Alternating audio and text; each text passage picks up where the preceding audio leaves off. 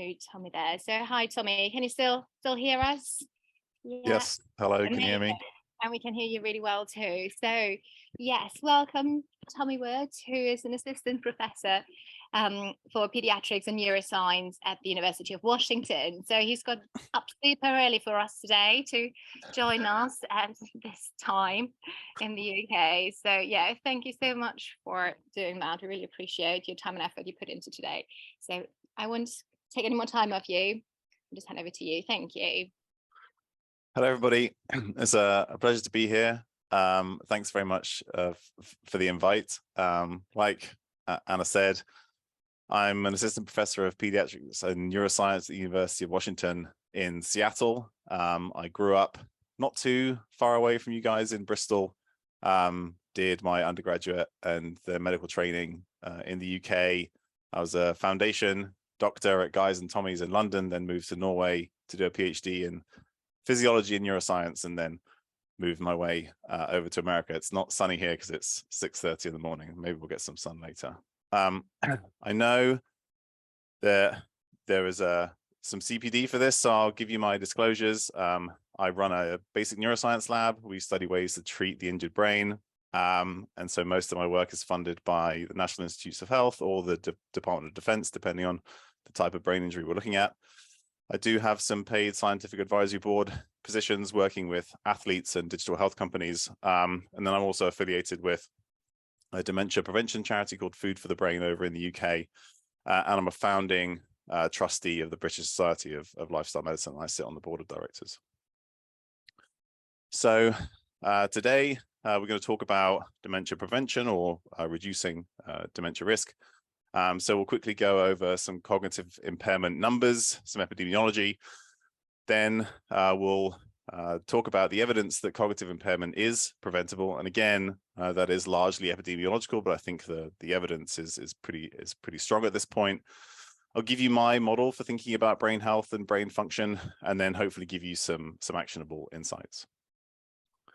So this is how we think about cognitive function over the lifespan.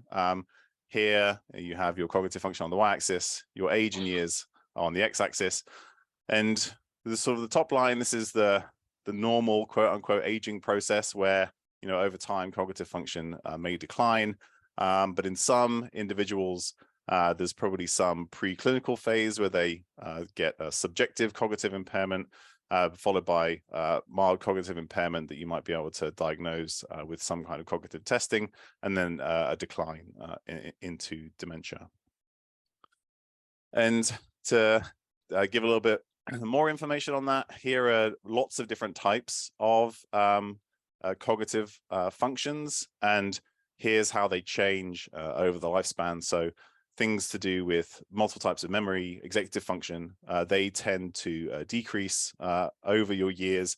However, things like remembering the good old days seem to be generally preserved. Mild cognitive impairment, like I said, sort of this prodromal phase before frank dementia, as I'm sure you all know, can affect multiple domains of cognition. So memory, working memory, executive function, language, visuospatial skills, and attentional control. And it increases in prevalence with age. So maybe 5 to 10% of individuals who are 60 to 65, up to something like 35 to 40% of individuals who are 85 or older. There was an interesting study in the US that found that more than 10% of Americans aged 45 or older reported some kind of subjective cognitive decline, but the majority of those had not been to see anybody about that. Just in terms of formal testing, they say that if you do some kind of standardized cognitive function test, if you're in the bottom 10 to 15% or more than one standard deviation below the mean, this is likely to be associated with sort of a formal diagnosis of mild cognitive impairment. Why this is important is because dementia rates are increasing. Now in the UK, dementia has taken over cancer and ischemic heart disease as the most common cause of death.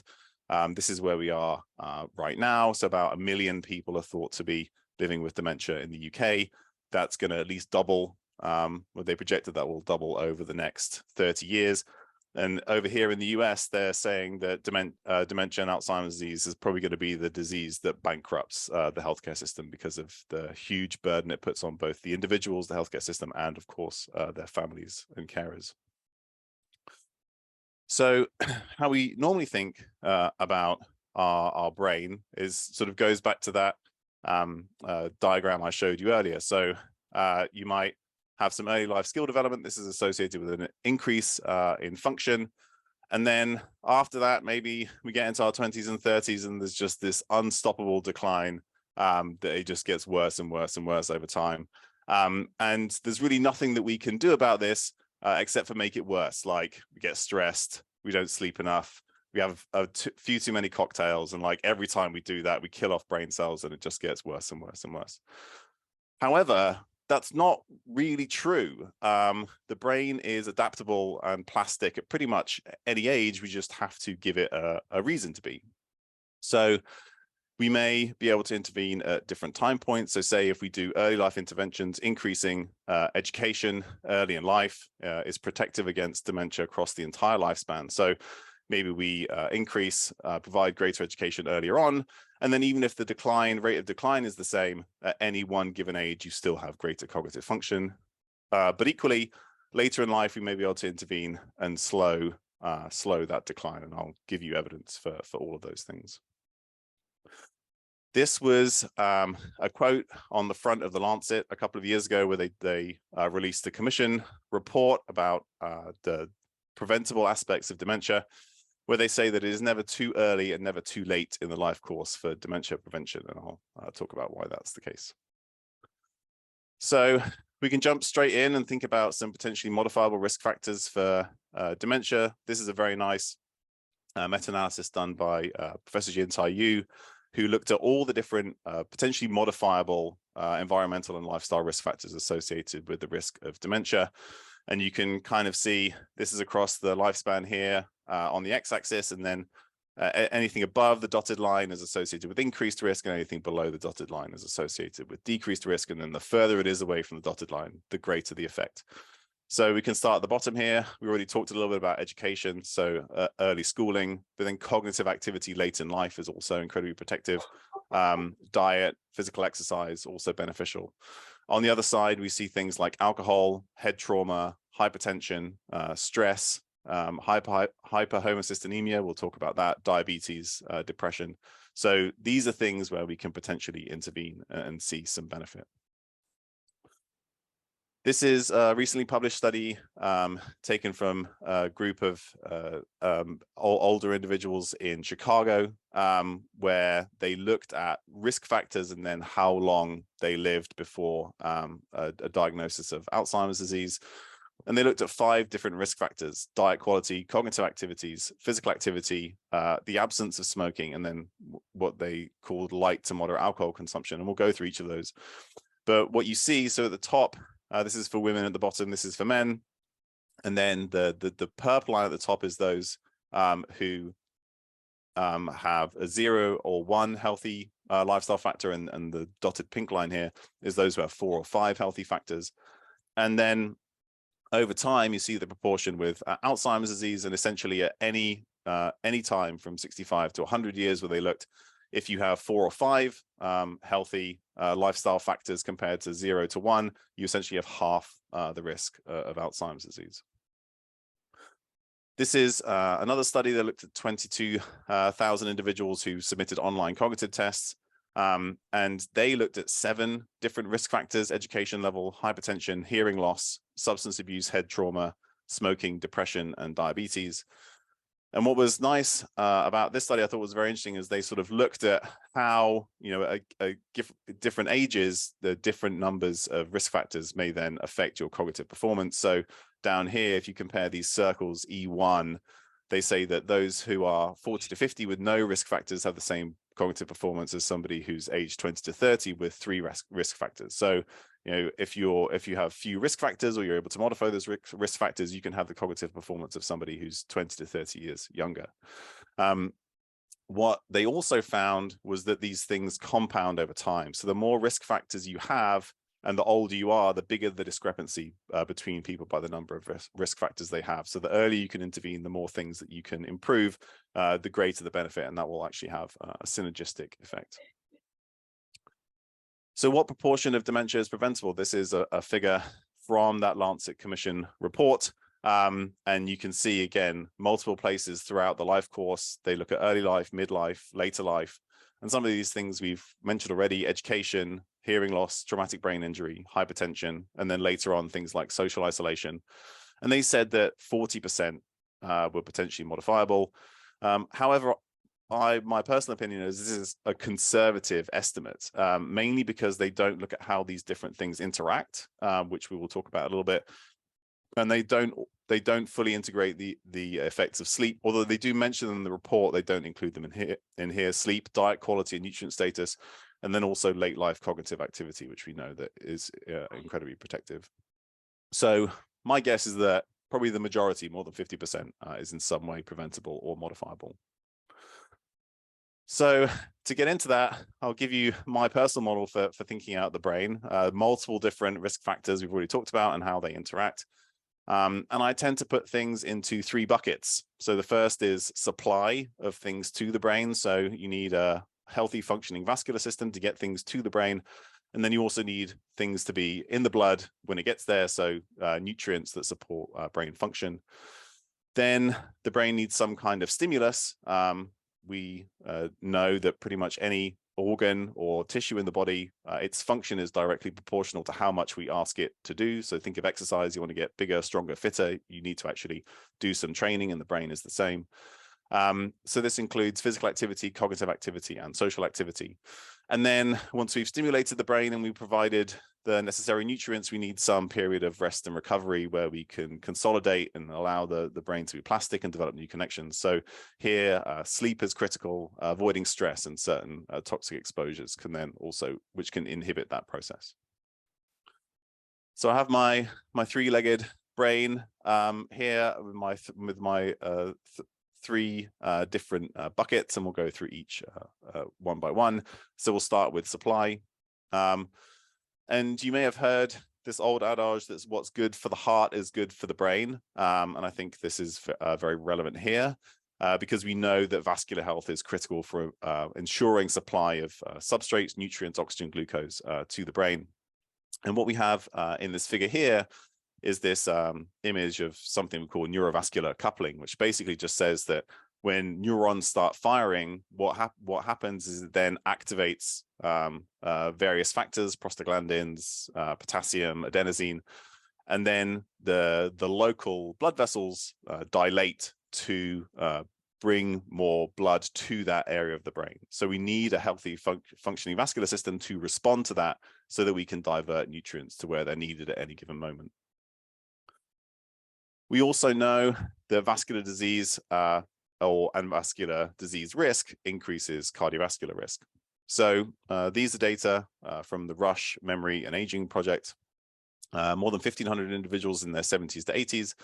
And they used the Framingham risk score. So that's age, HDL and total cholesterol, diabetes, systolic blood pressure, and smoking. And then they looked at various risk stratification groups, and they looked at various aspects of cognitive function over time. And you'll see the top blue line is really where they saw significant benefits. So these are individuals with the top or the bottom 25% of cardiovascular disease risk. And essentially, because of the way the Framingham risk score works, you get most of the score comes from your age. So because of the age of these individuals, in order to be in that in that sort of bottom risk where you saw the most benefit, you would essentially have to be tick all the boxes for the other risk factors. So no hyperlipidemia, no diabetes, no hypertension, and absence of smoking. But then there's a significant benefit in terms of how slow cognitive function declined over time. These are similar data now taken from slightly younger individuals in Sweden. And they also used the Framingham risk score, but they stratified people slightly differently. They looked at people whose risk accelerated. So they looked at multiple points over time. So was your risk for cardiovascular disease sort of getting worse over time? Then they had the average group, so those who just slowly got worse over time, and again, that's just generally due to age, and then stable, those who maintained a stable cardiovascular disease risk. So that's probably, as your score will go up as you get older, they are actively improving some of the other risk factors over time. And then they looked at both Alzheimer's disease and vascular dementia, and you can see that as you go down those risk factor levels, the cumulative incidence of dementia decrease. So again, significant benefit if we're controlling some of those cardiovascular disease risk factors. I've focused specifically on prediabetes and diabetes here because blood sugar control seems to be critical for preventing cognitive decline. These are data from the English Longitudinal Study of Aging, and they looked at 3 different groups. So those who had an HbA1c of less than 40 millimoles per mole, so they were normal blood sugar control, those who were pre-diabetic, and those who had frank type 2 diabetes. And what they saw was that the worse your blood sugar control, so as you go up those levels of glycemic control, the faster the decline in cognitive function. These are data from using an algorithm called brain age that you'll see a couple of times in this talk. This is an MRI scan of the brain, then gets fed into a machine learning algorithm, and you essentially ask the algorithm, how old does this brain look? And this is from a subset of individuals who had diabetes, but even within that group, if they looked at those in the top 25% of blood sugar levels versus the bottom 25%, they saw a significant difference in how old their brains looked. So if you were in the top 25% of blood sugar, your brain looked 6 years older on average than those who are in the bottom 25% of blood sugar. So elevated blood sugar, hypoglycemia, or some type of diabetes is definitely associated with older looking brains and more accelerated cognitive decline. So that's the vascular component, and the other component that I mentioned was nutrient supply. So there are a number of nutrients that are critical to the brain, and there are a number of studies that have shown those effects. So I'll show you a few meta-analyses on the left here. This is a meta-analysis of looking at vitamin D levels, so less than 20 in US units, less than 50 in UK units. That's associated with a 30% increased risk of dementia. Similarly, we know that iron status is critical. So this was looking at anemia, hemoglobin level less than 120 in women or 130 in men. This was associated with a 40% increased risk of dementia. Other nutrients are also critically important.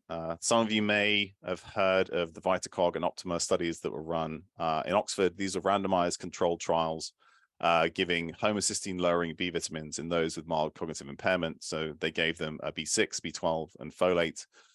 And what they saw was that in those who had elevated homocysteine, which is sort of a marker of methylation status and sort of intimately tied to these B vitamin levels, if they significantly reduced their homocysteine level at least below 13, and there was also benefit if somebody was above 11 and reduced it below 11, they saw improvements in cognitive decline as well as slowing of brain atrophy on MRI scans.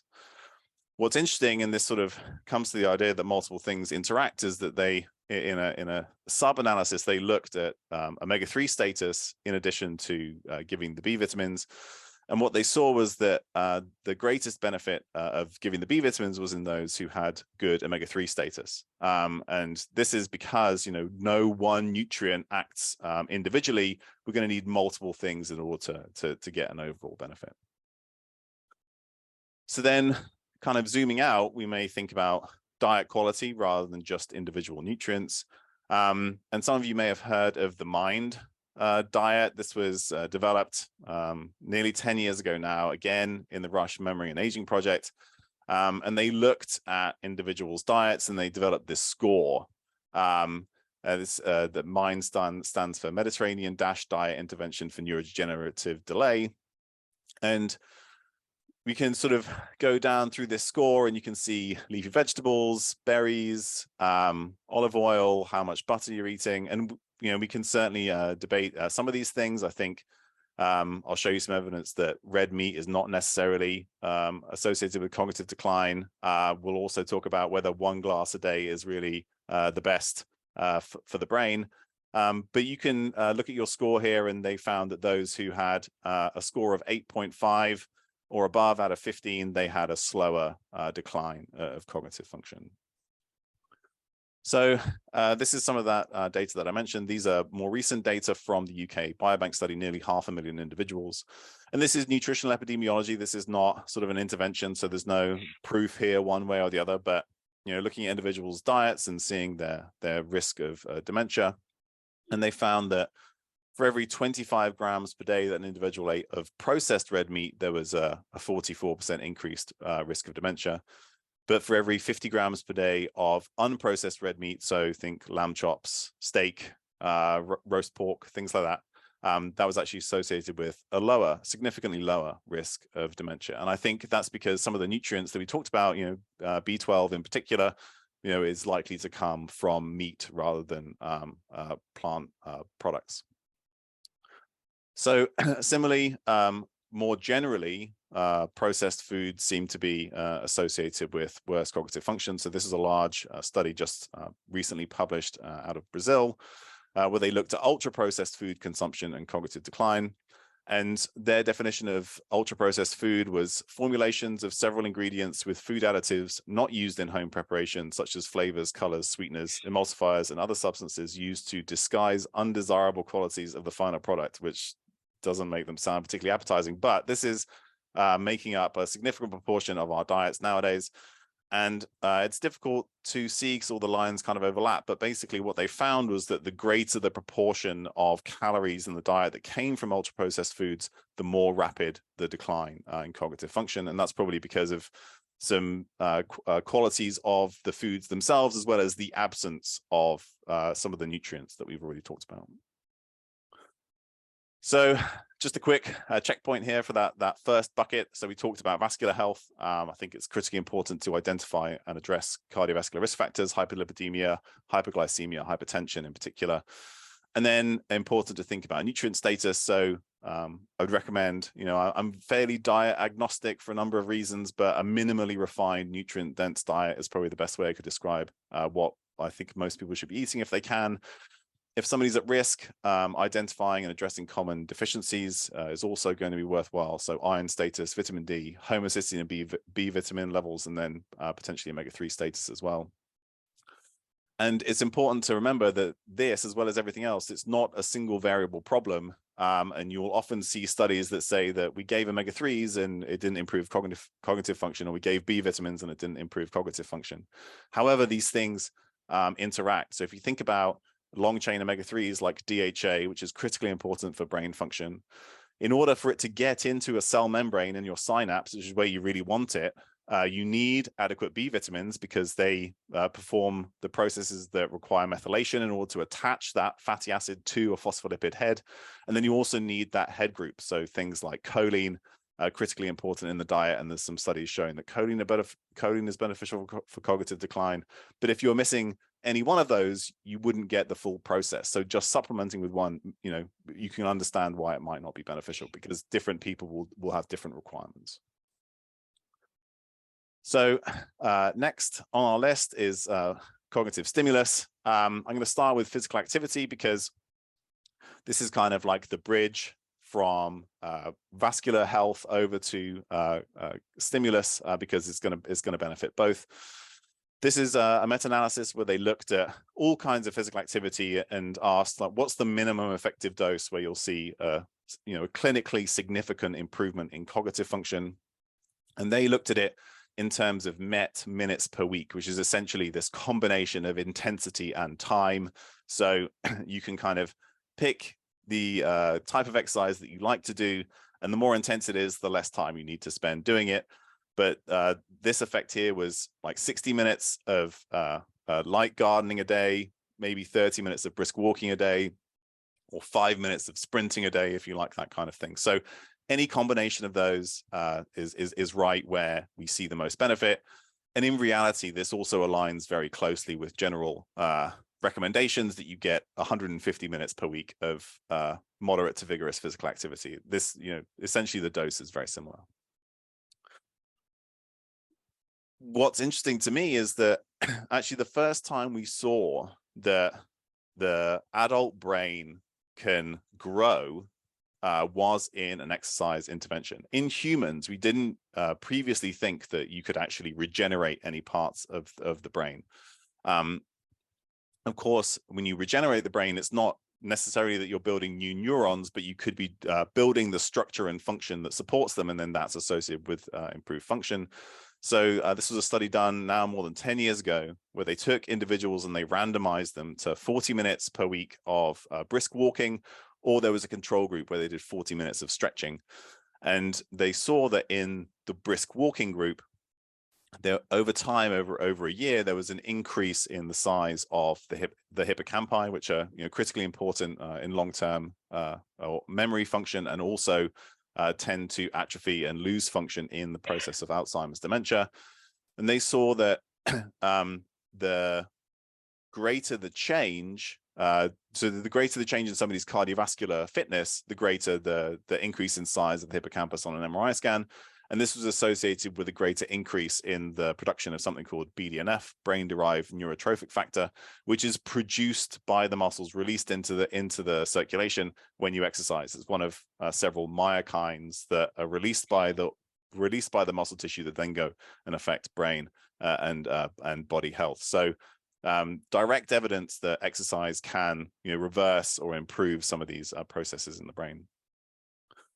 We also know that you can do this later in life and see significant benefits. So these are Scandinavian data where they clump people in their 50s and 60s into 4 different groups: those who were unfit to start and then stayed unfit, up to those who were fit to start and stayed fit, and a combination of those. And what they found was that those who went from unfit to fit, that's this top green line here, they actually had a significant delay in time to developing dementia. So it's never too late. Even in your 50s and 60s, you can still get back some of your fitness, and that can have significant benefits to your brain. Separately from cardiovascular fitness, we also know that muscle mass is critically important in a number of ways. It's protective of overall mortality, but also seems to be associated with improvements in brain structure and function. So on the left here, these are data from a study that looked at the amount of brain that was inside the skulls of people, of course, normalized to the size of the skull. We all have different sized heads, but you want as much brain in that head as you can get. And they found that the best predictor of how much brain an individual had was how much muscle mass they had. Similarly, these are data now from the UK Biobank again, where they looked at total muscle mass, and then they had a measure of cognitive function they called fluid intelligence. And more so in women, but in both men and women, they saw a significant correlation between the amount of muscle that somebody had and their fluid intelligence score.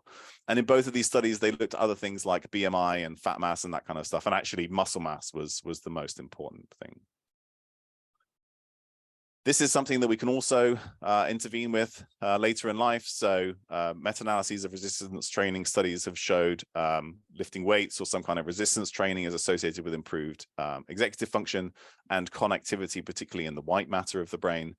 One of my favorite studies here was the SMART study. It was done in individuals who are about 70 years old, and they were randomized to 4 groups: those who did resistance training, those who did cognitive training, and then a combination of the two. So it's like a 2x2 design.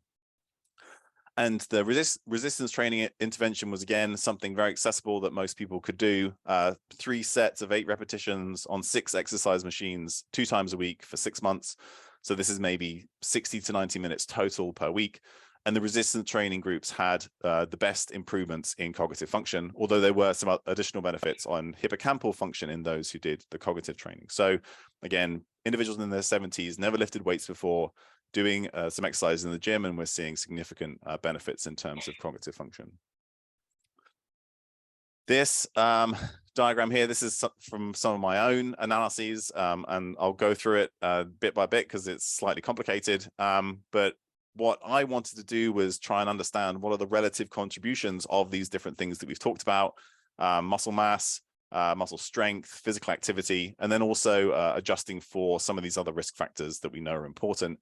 So these are data from N. Haynes here in the US, individuals in their 60s to 80s, and they had a cognitive test called digit symbol substitution, where you have to take all these symbols here, and then you get this row of numbers, and then for each number you have to write in the symbol that corresponds to it. And to get a perfect score, you basically have to do more than one of these a second. So it's quite difficult. And here are a bunch of things that are potentially associated with cognitive score. So we have it here, and I've created a Z score for cognitive function relative to somebody's education level, because we know that that's a big factor. But going around the circle here, we have HbA1c, daily activity, whether somebody had a high amount of muscle mass, blood lead, vigorous exercise, their age, whether they do some kind of resistance training. We have some inflammatory markers, CRP and ferritin. This is leg strength. Here we have elevated homocysteine. We already talked about that. Then we have systolic blood pressure as well. And this model here, this is something called a graphical network model, where basically we can look at how all the things interact with one another, and then the resulting lines are things that are still statistically significantly associated with one another after taking everything else into account. Anything that's red is a positive association, and then anything that's sort of like yellowy green is a negative association. So you can see that higher systolic blood pressure, higher HbA1c, higher homocysteine, these are associated with lower cognition scores. We've already talked about other evidence for that. But then things like daily activity, and this is just the amount of movement you do throughout the day as part of your sort of activities of daily living. This is positively associated with cognition, as is resistance training, so doing some kind of lifting. But muscle mass itself is only important by acting through strength. So you basically want muscle that's functional, which kind of makes sense. And you're getting that neuromuscular stimulus. By having functional muscle, you're creating this connection between mind and body that's being this beneficial stimulus. So strength is really probably the most important thing, more so than just having more muscle. Finally, in sort of the physical activity realm, we think that you get extra benefit from a skill-based movement. So they've done several studies where you compare some kind of physical activity that has a skill component. So say dancing compared to circuit training, or badminton compared to cycling. And it seems that those that have this sort of reaction or like coordinative component seem to be more beneficial for the brain. So these are this graph here, these are data from a study that compared dance to circuit training, and they saw greater improvements in, again, the hippocampus on a brain scan in the dancing group compared to the similarly strenuous circuit training group. And there was a meta-analysis that came out a couple of years ago that found the same thing. They found that coordinative exercise was the most protective form of exercise for the brain. So then kind of beyond physical activity, cognitive activity itself is, in my opinion, probably the most important thing for protecting the brain. And I apologize for this big table here. This is from a paper that a colleague and I, who's a neurologist, recently published. And we basically laid out the evidence that cognitive demand is probably this sort of like critical determining factor in long-term brain health. And these are all the different areas where we see a benefit for that. So exercise, language, people who are bilingual are protected against dementia. Music is particularly protective. You can get some benefit from things like computerized brain training. We know that social connection is critically important, and then also sensory input. So losing a sense, losing hearing, losing sight is associated with increased dementia risk. And we believe that this is because you're just decreasing the number of inputs, decreasing the amount of demand that the brain is seeing, and it's reversible. So one of the best bits of evidence for this idea is studies around retirement. So these are two different population studies that basically show that the later you retire, the more protected you are from cognitive decline. And that's because in our modern westernized society, most of our cognitive stimulus comes through our work. So on the left here, these graphs show this sort of statistical model of the benefit we'd see in cognition in the population if we pushed retirement out and then forced everybody to retire at 67. And then after they retire, the model says, we'll start to see this decrease in cognitive function. And then here are data directly from a cohort in Sweden, and they saw that, again, if you retired late, you had a significant reduction in your risk of dementia, more than 60%. And this is after adjusting for all kinds of things like medical conditions that might have you retire earlier. So in my mind, this kind of makes sense if we think about, I mentioned earlier that the function of a tissue is kind of related to how much the demand we put on it. So you want to get fitter, then the amount of exercise you do that's the demand you're putting on those systems, and then you give it time to adapt and come back stronger. And this is essentially, the brain is the same, and this is kind of the trajectory of how we use our brains across our lifespan. So here I'll have different periods of life, and then here's just this arbitrary units of nervous system demands, like how much are we really demanding of our brains. And so if you think about the infant, the newborn, the toddler, they're learning to walk, they're learning to talk, they're learning social interactions. These are incredibly difficult processes that they're learning, huge stimuli that they're putting into their brains. And then, later on, we may learn to drive. We may learn, I learned the Krebs cycle. Many of you learned the Krebs cycle. I'm sure you've forgotten it by now. But, that's difficult, but it's probably not as difficult as learning how to walk. So, there's a bit less stimulus there. And then we go to work and we do the same thing again and again and again. And we feel busy, but if we're answering emails or we're just doing the same stuff, we're not really challenging ourselves. And then we retire and we lose that little bit of demand that we did have, but we think, oh, I'll do some Sudoku because I need to challenge my brain. And then we get maybe a little bit more. But the amount that we're asking of our brains, the amount we're doing with them in adulthood is really much smaller than what we're doing when we're young. And if I return to the graph I showed you at the beginning and we plot function over that, it makes perfect sense. We're doing less with our brains, and then our brains are capable of less. Just like if you stop doing exercise or you're bedridden, you will you'll lose muscle mass, you'll lose cardiovascular function. So some interventions here, some good news. So this is a very interesting study, again, using that brain age machine learning algorithm, looking at MRI scans. And in one, so this full graph covers a whole bunch of studies that have used this measure. So you have your brain age, which is the sort of how old your brain looks versus your age chronologically here. But one of my favorite studies that did this looked at musicians, and they looked at both professional musicians and amateur musicians compared to the non-musicians who are up here. And both types of musicians had brains that looked significantly younger than those who didn't play music. But what's particularly interesting is that the amateur musicians had a significantly greater benefit than the professional musicians. And the researchers hypothesized that this is because it's harder for them. A professional musician, they're doing a skill that they're actually quite good at, whereas an amateur is a greater stimulus. It's harder for them to do, and therefore they're getting more benefit from it. We also know that we can directly train our memory functions. So this is a fantastic study that was done with trainee taxi drivers in London. When back in the day, if you wanted to be a black cab driver, you had to learn the knowledge, which is essentially memorizing a map of 25,000 streets in a 6-mile radius around Charing Cross Station. And what they saw when they looked at brain scans of these people over time is that those who successfully learned the knowledge and passed the exam, they saw this increase in this gray matter intensity, this sort of like connectivity score in the brain. Those who didn't manage to pass the test didn't see any change, and then they had some controls and they didn't see any change in them either. And this is over like a two-year period. It's a long training period to obviously memorize all of this. I also talked about sensory inputs. We know that those who lose a sense, so sight, say with cataracts, or hearing loss or smell loss, there's been some studies that have suggested that part of the cognitive decline that seems to come with persistent COVID infections may be due to the loss of smell and loss of that sensory input.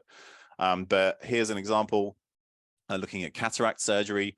So the main reason to show this is that it's a reversible process. So if you have cataracts, then you have an increased risk of dementia.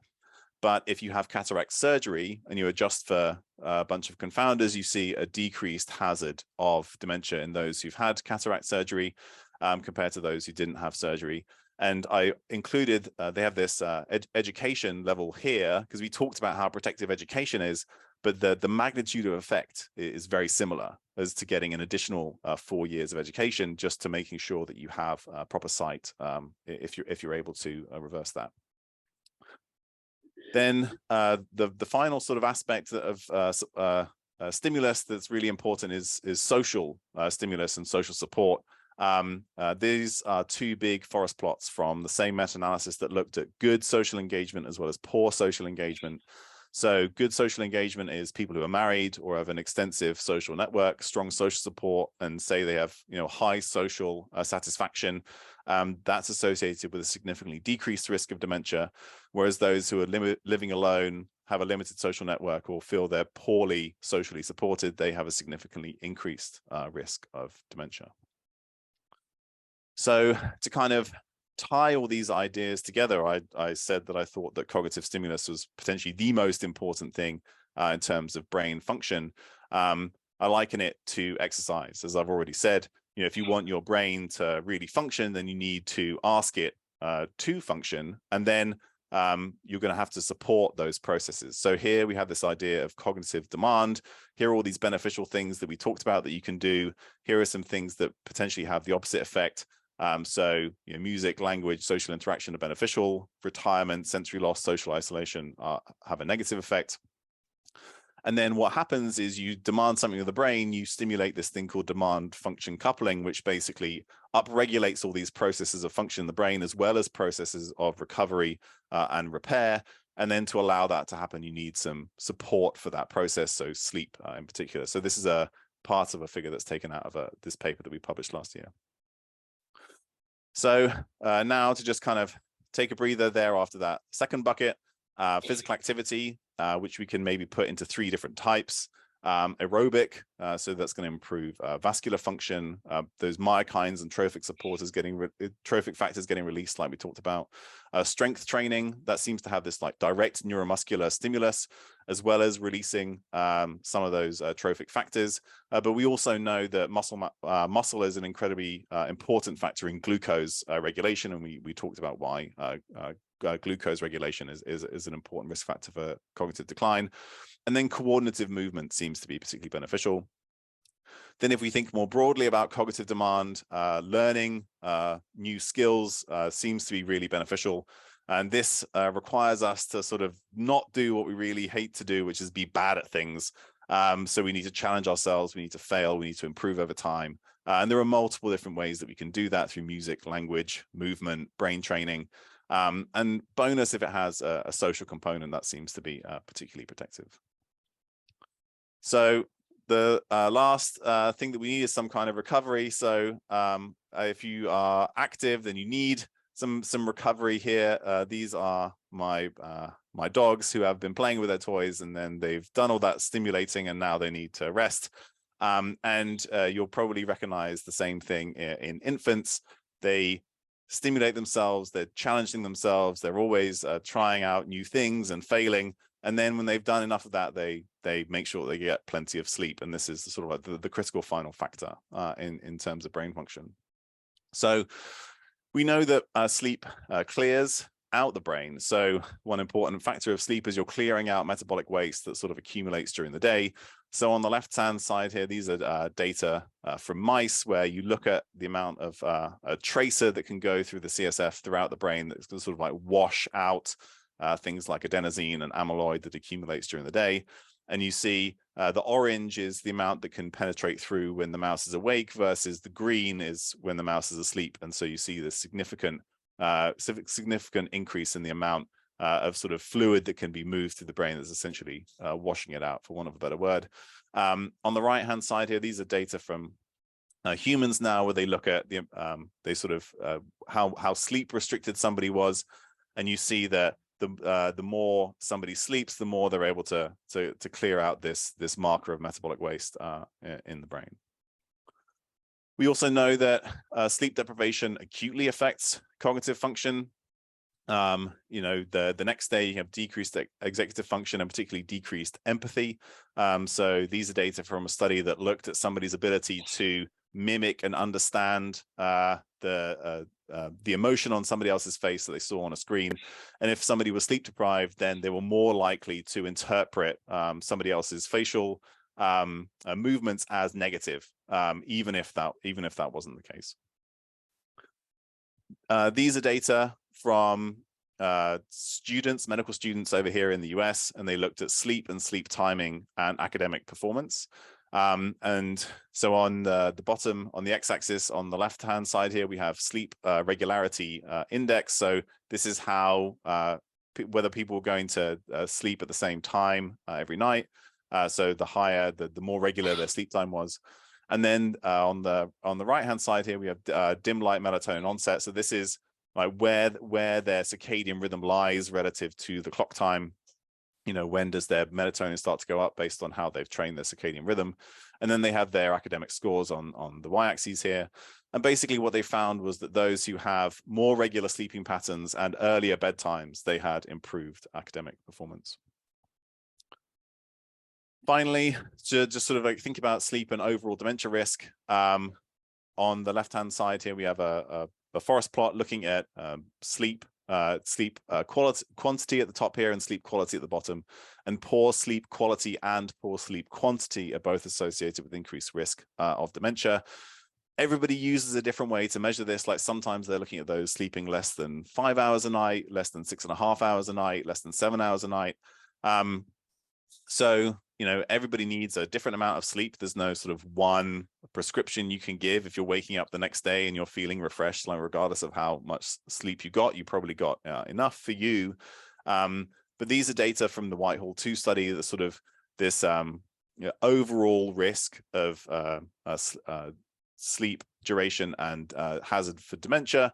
And they found that, you know, if you're consistently sleeping less than 6 hours a night, that's where the risk really starts to increase. We also know that stress can increase our risk of dementia. And the way I think about it in this model is that sort of like a chronic stress is preventing you from being able to recover and have these sort of beneficial processes going on in the brain after you've stimulated it. So these are data from a meta-analysis that looked at stressful life events as well as perceived stress. So what's stressful to you is different from what's stressful to the person next to you, but feeling subjectively stressed for whatever reason, both stressful life events, so things like death of a family member, divorce, financial problems, health problems, as well as subjective stress chronically, both of those were associated with an increased risk of dementia. In particular, it seems that stresses that we have no control over are the ones that have the greatest effect.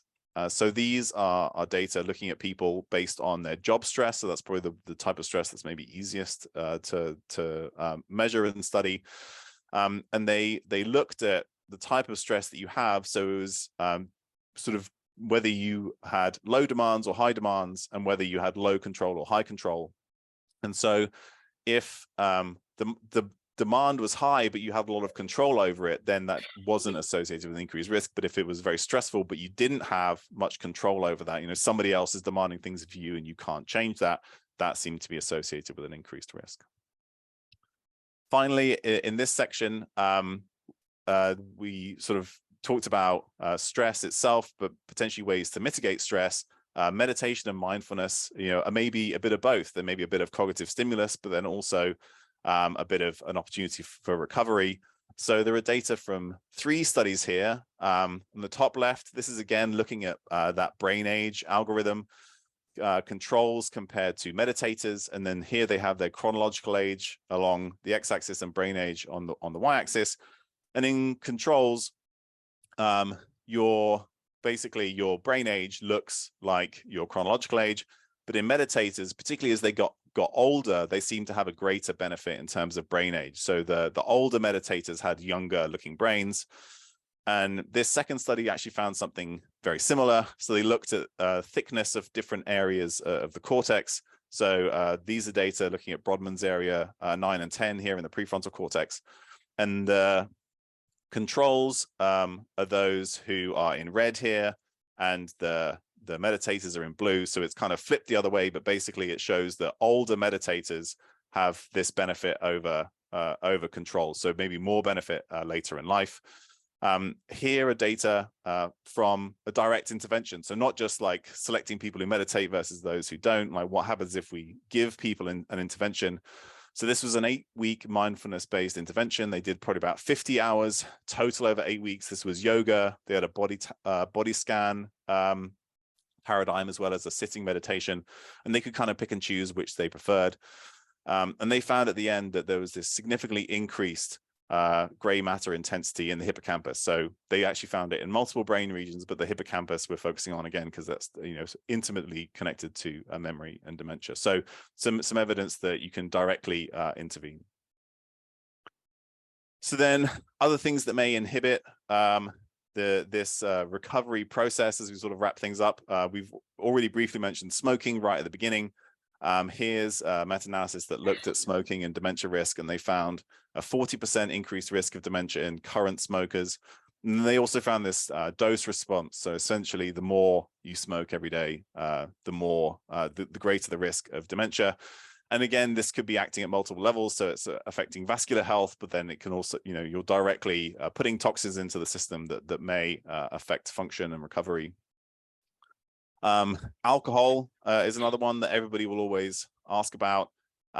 These are data from a meta-analysis and meta-regression looking at dose of alcohol and cognitive function. I have the data for women here, and it basically shows maybe some benefit in those who are drinking the equivalent of 15 grams of ethanol a day. So it's about a small glass of wine.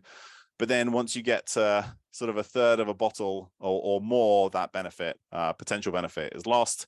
And actually, the data look very similar for men, but the confidence intervals always cross zero. So at no point is there any benefit statistically.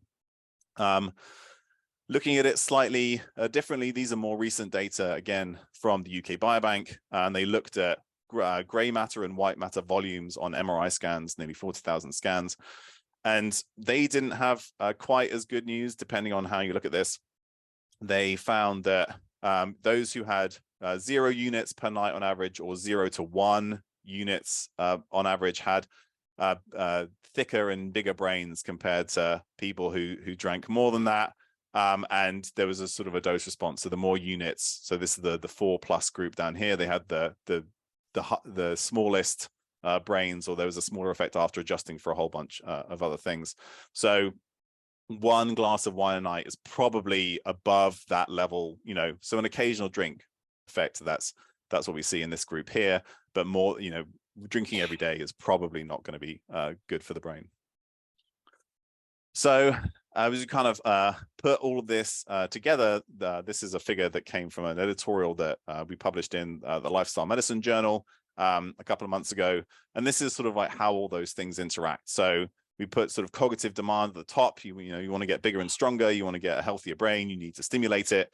But then we institute this demand function coupling. We ask the brain to do something difficult, and then it, you know, that increases its function. And this can be supported or inhibited by sleep, diet, nutrient status, or toxic exposures and stress.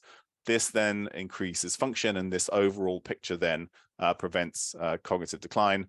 And you'll see what we've starred here, or the asterisk. These are the pillars of lifestyle medicine. So each of these pillars can directly, they interact to provide this whole picture of protecting long-term brain health.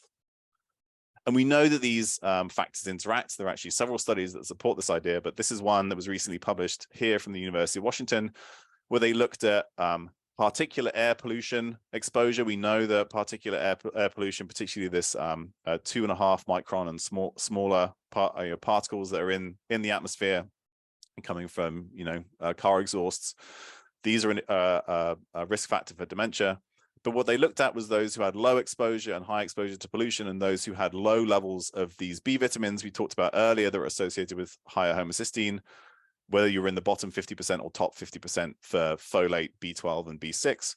And what you see is that the risk of being exposed to pollution is only elevated if you have low B vitamin status. So again, these things start to come together, that you can protect yourself against some of these risk factors by making sure that you're shoring up in other areas.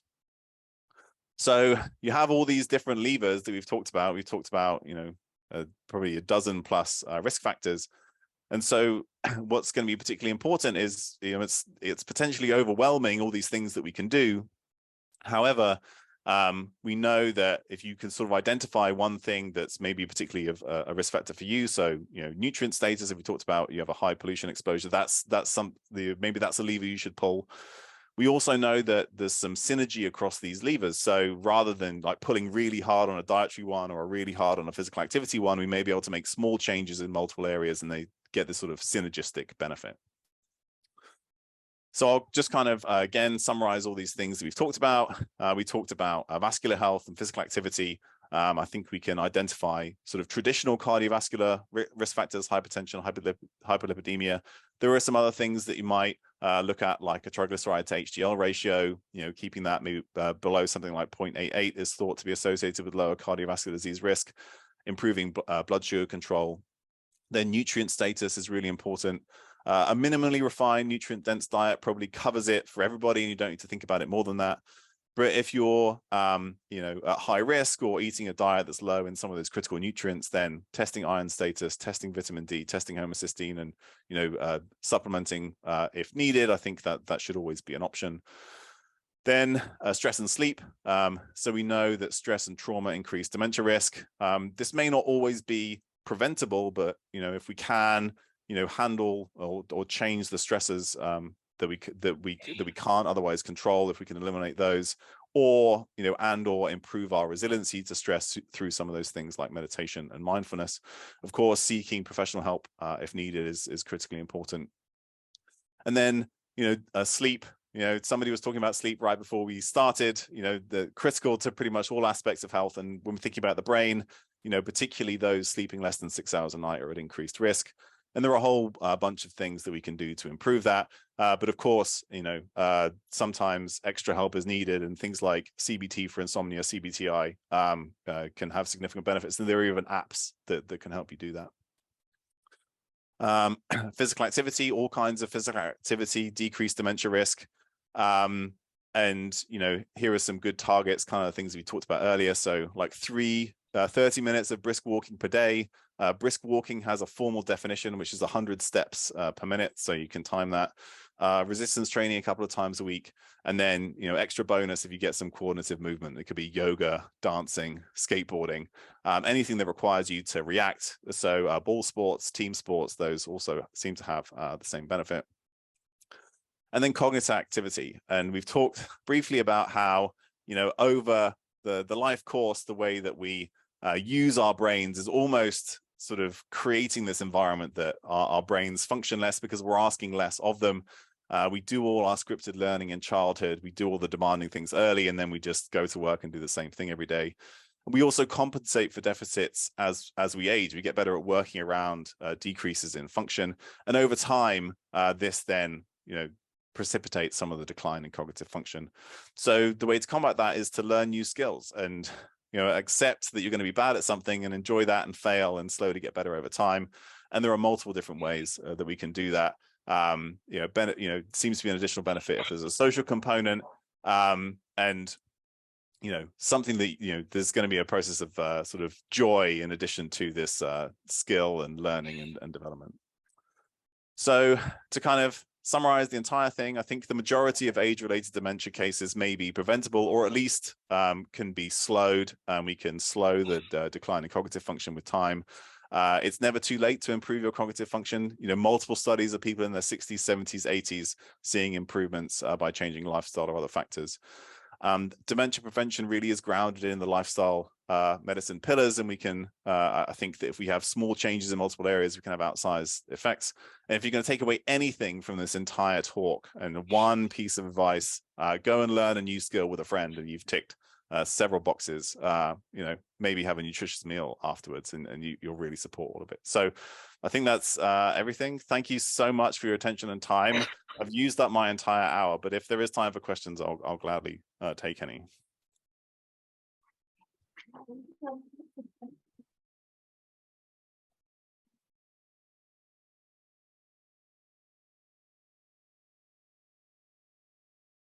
Yeah, no, thank you. Yeah, thank you, Tommy. That was really amazing, a great summary. And I'm sure there'll be quite a few questions. What we tried before, like if you listen hard, if you speak up, you might be able to hear the question being asked, otherwise I'll repeat it, okay? Got one right at the back there. Thanks for the talk, amazing. Good. Just a couple of little questions. Omega-3 status, how do I assess that? How do I work it out? Just purely on their lifestyle, nutritional intake, or their tests you can do? Could you hear that, Tommy? So asking about testing omega-3 status, but then I couldn't hear the rest. Yeah, no, that's it. Whether there is an actual test for it or whether you work that out on, you know, their lifestyle. Yeah. So probably a bit of both. If somebody's eating, you know, cold water fish once or twice a week, that's probably going to be plenty. However, there is a test, something called the omega-3 index that you can get. You can even do it at home with like a blood spot. So I don't think it's anything you have access to like through the NHS, but it is a test that you can get at home.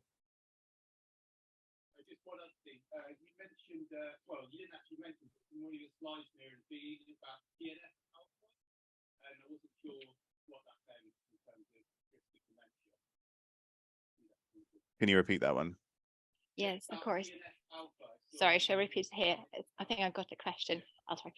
So around TNF alpha in one of your slides, you didn't speak about it, but just the connection of TNF alpha and dementia.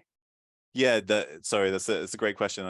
You're right. I just used one part of that plot to make a point, but so in that same group, individuals with diabetes, looking at factors that affected how old their brains looked.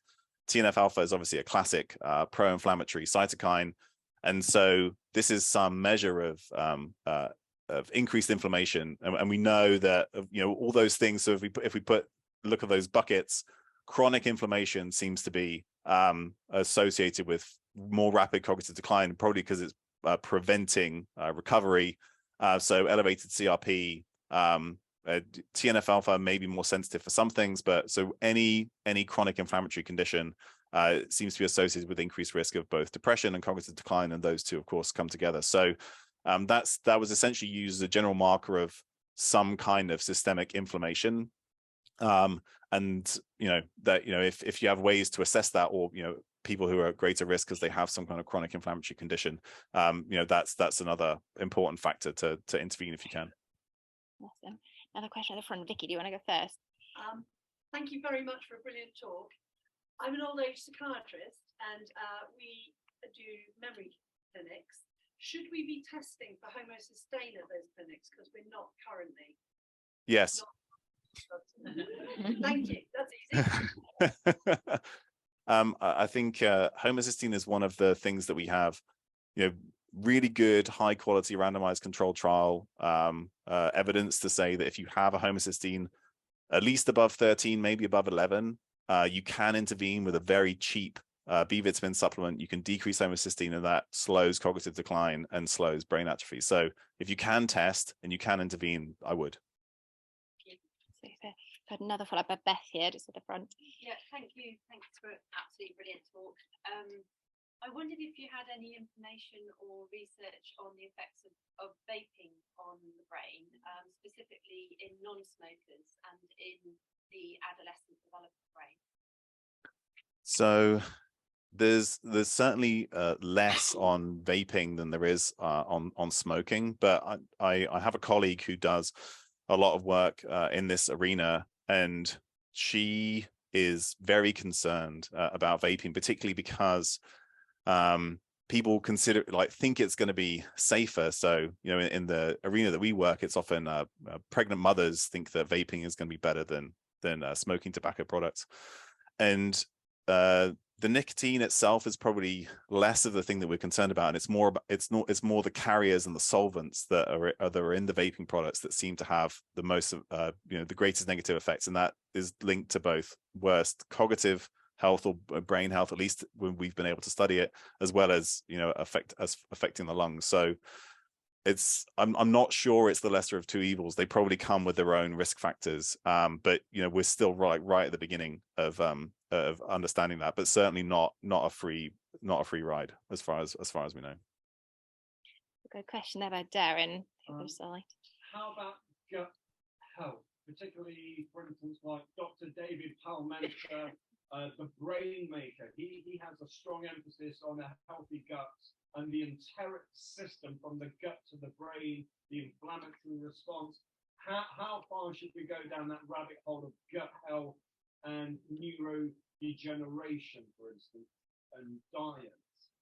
Yeah, it's a really great question, and the problem is that the more we've learned, and so I'll start by saying that the brain and the gut are intimately connected in multiple ways, and we know that the brain affects the gut. So if you get head trauma, then you get an increase in intestinal permeability the next day, sort of part of that systemic inflammatory effect. But then it also goes the other way. And what happens in the gut, the health of the gut, affects the brain. However, the more we learn about that connection and the more we learn about the gut, the more we realize we don't know. And a big part of the connection between the brain and the gut is probably that systemic effect, systemic health is affecting gut health. And the reason why I think it's difficult to focus on the gut is because it's so complex, and we don't and I've published in this arena as well, looking at how diet affects various aspects of gut health. And even that's much more complicated than people might originally say. So the reason why I'm telling you all this is because I think that if we know that if you increase your exercise, increase physical activity, gut health improves. We know that if you improve diet quality, gut health improves. So a lot of the things that we've already talked about will act by improving the health and function of the gut, but you don't have to worry about measuring gut, stool microbiota and intestinal permeability and all these other things that people talk about, because we know that by improving systemic health, you're improving gut health. So I prefer to focus on those other things, because I know that some of the benefits going to come through improving gut health. But it just because that's such a complex area, we don't need to worry about the minutiae, I think, because we're still going to have these huge effects on it by sort of focusing on these easier topics to understand. Does that answer your question? Right. Anyone else? I got one more question from Michelle there, and then I got one as well, actually. Oh, sorry, Nicole, sorry. I'm just wondering, based on obviously your wide knowledge and all the research involved in your rep, what changes have you personally made, and what have you found most challenging? That's a great question. Probably the thing that I've personally changed is I think I've worked hard to embrace being bad at things, and learning new skills. So like one new skill that I learned recently is how to code, which is essentially like learning a new language. And that has been, and I've had to do it as part of my work, but it also requires me to do it with an audience often, who sort of may see when I do things badly, and sort of embracing that failure and getting better over time. That kind of cognitive stimulus, I think, is really beneficial. However, I've struggled with other things, so I've tried to put together a meditation practice, and I just haven't been able to make it stick. So that's the thing that I've personally struggled with, because I haven't been able to fit it into my days. So, those are probably the two things that I've tried, and one seems to have worked really well, the other less well. Amazing, that's great. Well, thank you so much again, Tommy. The one question actually comes from your interview you did recently with Rangan Chatterjee, and again, similar topic. It was really fascinating, and it was around omega-3 again, and the supplementation. As I thought I was doing the right thing, recommending to like vegan friends and family to take some algae kind of vegan supplements, hoping that would get them the long chain kind of fatty acids, which I thought we couldn't produce. But then you mentioned that some people do have the ability, have the enzyme to do that. So I wonder if you could just say a bit more about that. Sure. So this is one of the reasons why I'm quite diet agnostic, because I know that lots of people that thrive on very different diets, and equally we're not at a point yet where we can fully say I know what diet is going to be best for you. So there's some empirical testing, there's personal experience, but then I think you can also do some objective tests to understand whether somebody's at risk. So you're right. I think if you had to make a recommendation, you'd say that somebody who's eating a fully plant-based diet is likely to benefit from some longer chain omega-3 fatty acids. However, there have been some studies that have compared, say, vegans to omnivores and found that they didn't have different omega-3 status.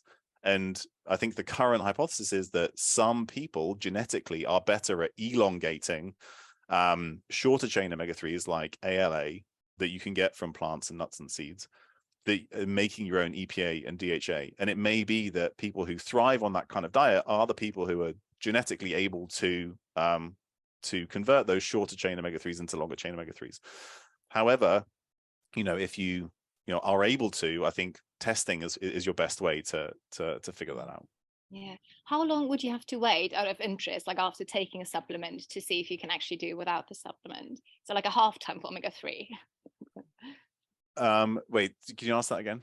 Yeah, so if you, for example, have someone who takes a supplement, how long would you have to wait for that to wash out of the body to get like a real level of how much they're already getting through the diet, if that makes sense? Yeah, so you're measuring omega-3 primarily in the walls of red blood cells. So it's probably on the same the same time course as you'd recheck anything related to red blood cells. So we always say that the half-life of a red blood cell is like, the average life of red blood cells is like 120 days. So, maybe wait 3 to 4 months. By that point, you've probably had complete turnover, and you'll be able to see how the membranes look, how the status looks. I mean, that's great. Well, we'll let you go. You've probably got a lot to get on with your day. But yeah, thanks so much. Really appreciate you joining us today, all the way from Washington. So thanks again. All the best. Likewise. Thank you, everybody.